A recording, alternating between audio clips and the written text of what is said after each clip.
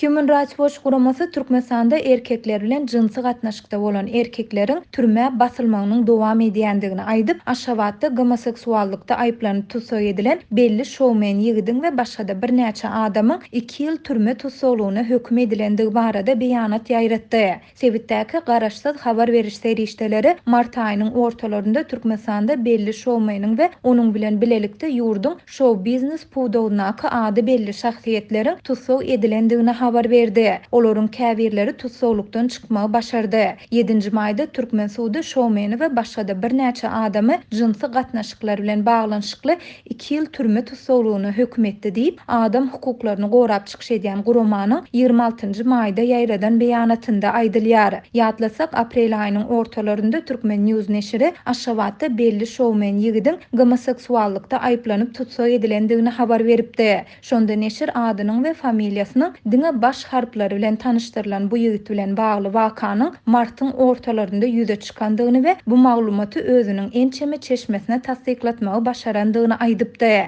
Human Rights Watch guramasy Türkmenistanyň erkekleriň arasynda jinsy gatnaşyklary gadagan edýän dünýädäki 69 ýurtdan biridigine ünsü çekýär. Türkmenistanyň Jenaýat kodeksiniň 135-nji maddasy jinsy gatnaşyklar üçin 2 ýyla çenli we bu gaýtalansa 5 ýyldan 10 ýyla çenli türme tutsaglygyny göz öňünde tutýar. Türkmenistanyň adam hukuklary baradaky halkara borçnamalaryny bozýan we açaçan kemsedici bu kanun polisiýa gay we biseksual erkeklere azar bermäge, şol sanda talamagy, kemsitmäge we hyýanatçylykly peýdalanmagy mümkinçilik berýär diýip gurama ýazýar. Şeýle de gurama özüniň 2013-nji ýylda Türkmenistanda bolup geçen wakany dokumentleşdirendigini, şonu dukmançylyk işgärleriniň kanun goraýjy edaralaryň işgärleri bilen hyzmatdaşlyk edip, homoseksual hereketde aýplanýan 18 ýaşly adamy anal synagdan geçirendigini aýdýar. Şeýle synaglaryň hiç ýyly lukmançylyk esasy ýok. Bular rehimsiz, adamkärçiliksiz we mertebäni kemsidýän çemeleşme bolup, gynamalara sebäp bolup biler. Olar gynamalara garşy konwensiýany hemde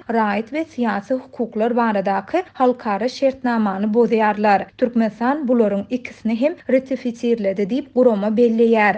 Aýdylmagyna görä 2017-nji ýylda Birleşen Milletler Guramasynyň Adam Hukuklary Geňeşi bir jinslaryň arasynda özara ylalaşykly hereketleriň jenaýatlaşdyrylmagyny esassız diýip öňlan etdi we Türkmen hökümetini bu karary ýatyrmaga çağırdy. Türkmen hökümeti bu kanunlara laýyklykda iş kesilen adamlara garşy bildirilýän ähli aýplamalary derrew ýatyrmaly we olary boşatmaly diýip Human Rights Watch guramasy aýdýar. Şeýle de gurama Türkmenistanyň Jenaýat kodeksiniň 135-nji maddasy ýatyrmaga we adamlary jinsy uğra esaslanýan zorlukdan hemde diskriminasiýadan goramaga çağırýar.